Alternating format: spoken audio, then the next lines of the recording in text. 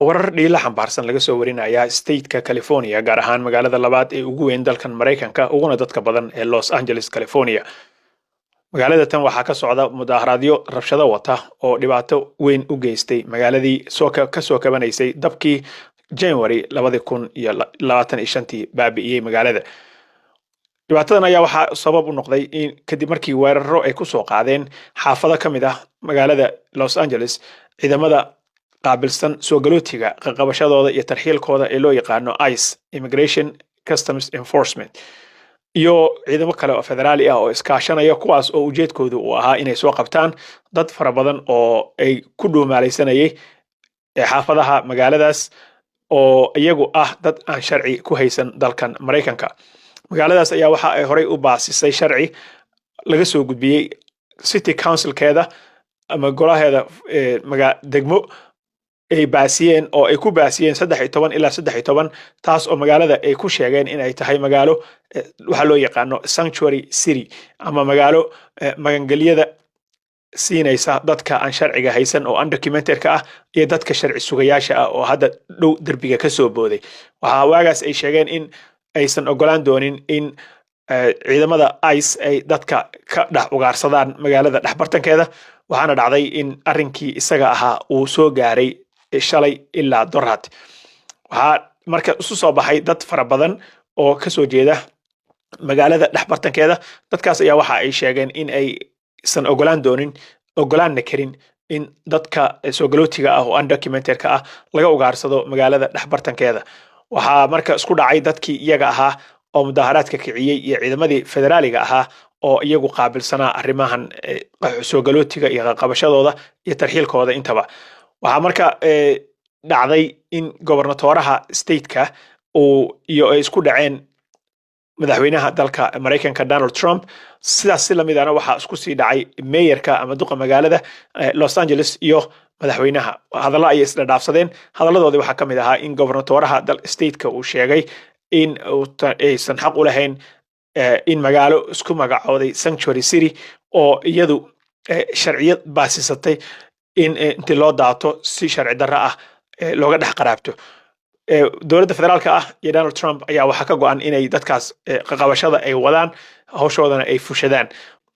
Gobernatoraha uu sidoo kale sheegay magaaladan January 2025 waxaa qabsaday dab baahsan xaafado dhanna waa baabaashay. Marka magaalo ka soo kabanayso dhibaatadii iyo musiibadii kaga dhacday halkaas in haddana dhibaato kale hor leh loo horseedo waa in dhibaato inteeda ku filan ayuu gobernatoraha ku soo celceliyay.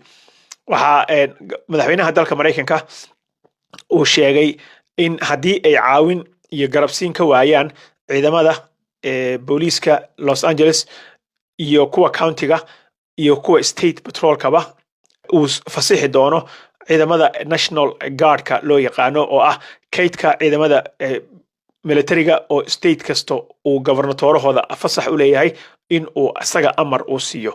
Waxa madaxweynaha Trump uu sheegay in xalay saddexdii markay ahayd uu fasaxay ilaa 2,000 oo ciidamada daraawiishta ah oo militariga hoostaga federaalina ah gobernatorahana uu amri karo oo stateka degan in uu ku fasixi doono ilaa 2,000 oo ciidan ah.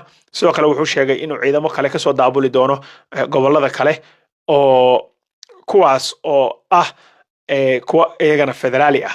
So marka ciidamada federaaliga ah waxaa badanaa isku ah FBI-da, DEA-da, ATF-ka iyo kuwan ICE. Waxaan dhan Homeland Security ay hoos wada yimaadaan waana ciidamo federaali ah. So state kale uu ka keeni doonaa siduu sheegay ciidamadii kaydka u ahaa militariga oo stateyada isticmaalayeenna iyagana wuu isticmaali doonaa sida uu sheegay. So wuxuu soo fasaxayaa 2,000 oo ciidan ah oo cusub oo National Guard ah. Gobernatorahana waxa uu ugu dambeyntii xalay Twitterkiisa markii aan eegayay waxa uu sheegay in uu sheegay dadka shacabka ah in Trump iyo xirtiisa ay rabaan in ay maadaama magaaladan ay isku magacooday magaalo soo dhaweynayso dadka soo galootiga oo sanctuary city ah in uu punishment ama ciqaab uga dhigi doono inuu qas iyo lab ka sameeyo madaxweynaha dalka.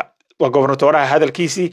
Arrinkaasna marka waxay keentay in uu dhaho dadka shacabka ah chance ha u siinina dowladda federaalka ah ay nooga hor istaagto oo hakad ay u geliso soo kabashadii gobolkan oo soo kabana magaaladan aan iraahday ugu weyn gobolka Los Angeles. marka intaas ayaa hadda soo dhacday oo socota. waxaan ogaan doonaa insha Allah taala wixii kale oo ka soo kordha iyo magaaladaas dhibaatooyinka kale ee soo gaara iyo waxa sida ay ku heshiiyaanba gobernatoraha iyo madaxweynaha. Wassalaamu calaykum waraxmatullaahi wabarakaatuh.